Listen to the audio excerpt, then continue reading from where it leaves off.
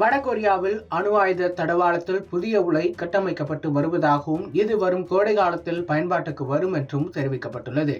ஆனால் இதிலிருந்து அணு ஆயுதங்கள் தயாரிக்கப்படலாம் என தென்கொரியா அச்சமும் தெரிவித்திருக்கிறது. சர்வதேச அளவில் அமெரிக்கா என்னதான் பலமிக்க நாடாக இருந்தாலும் அதனை வடகொரியா அசால்ட்டாக எதிர்த்து வருகிறது. இதற்கு காரணம் வடகொரியாவிடம் இருக்கும் ஆயுதங்கள் தான். வடகொரியாவின் அதிபர் கிம் ஜாங் உன் அமெரிக்காவிடம் இல்லாத ஆயுதங்களை கூட தயாரித்து பரிசோதித்து வருகிறார். இந்த ஆயுதங்கள் நேரடியாக அமெரிக்காவை தாக்கி அழிக்கும் வகையில் தயாரிக்கப்பட்டு வருகின்றன. எனவே அமெரிக்கா ஜப்பானையும் தென்கொரியாவையும் தன் கைக்குள் போட்டுக்கொண்டு வடகொரியாவை கண்கொத்தி பாம்பாக கவனித்து வருகிறது. இருப்பினும் தற்போது வடகொரியா சில அதிரடி நடவடிக்கைகள் இறங்கியிருக்கிறது. அதாவது அணு ஆயுத தடவாளத்தில் புதிய உலையை தயார் செய்து வருகிறது. இதன் மூலம் மின் உற்பத்தியை அதிகரிக்க முடியும் என்றாலும் கூடவே அணு ஆயுதங்களுக்கு தேவையான புளூட்டோனியத்தையும் தயாரிக்க முடியும். இதுதான் அமெரிக்காவிற்கு அச்சத்தை மூட்டியுள்ளது. எனவே வடகொரியாவின் செயல்பாடுகளை உன்னிப்பாக கவனிக்க அமெரிக்கா முயன்று வருகிறது.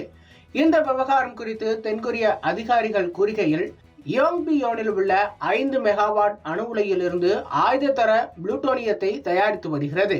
மின்சார உற்பத்திக்கு மட்டுமே இதை பயன்படுத்தி வருவதாக வடகொரியா கூறியிருந்தது.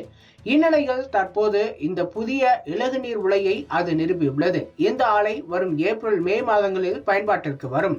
சர்வதேச அளவில் இந்த உலைகளை கொண்டு அணு ஆயுதங்கள் உற்பத்தி செய்யப்படுவதில்லை.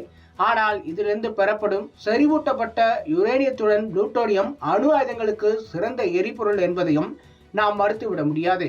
ஏற்கனவே பல்வேறு புதிய ஏவுகணைகளை வடகொரியா பரிசோதித்து வருகிறது. அப்படி இருக்கையில் அணு ஆயுதங்களை வடகொரியா தயாரிக்காது என்பதை எப்படி நாம் நம்ப முடியும் என்று தென்கொரியாவின் பாதுகாப்பு அமைச்சர் கூறியுள்ளார்.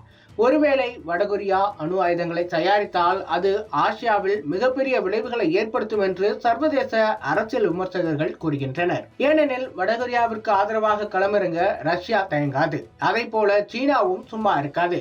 இப்போதைய சூழலில் சீனாவும் ரஷ்யாவும் கைகோர்த்தால் பாதி உலக நாடுகள் இவை பின்னால் அணி திரளும். அதே போல அமெரிக்கா, பிரிட்டன், ஆஸ்திரேலியா, ஐரோப்பிய நாடுகள் ஒன்று சேரும் என்பதும் குறிப்பிடத்தக்கது.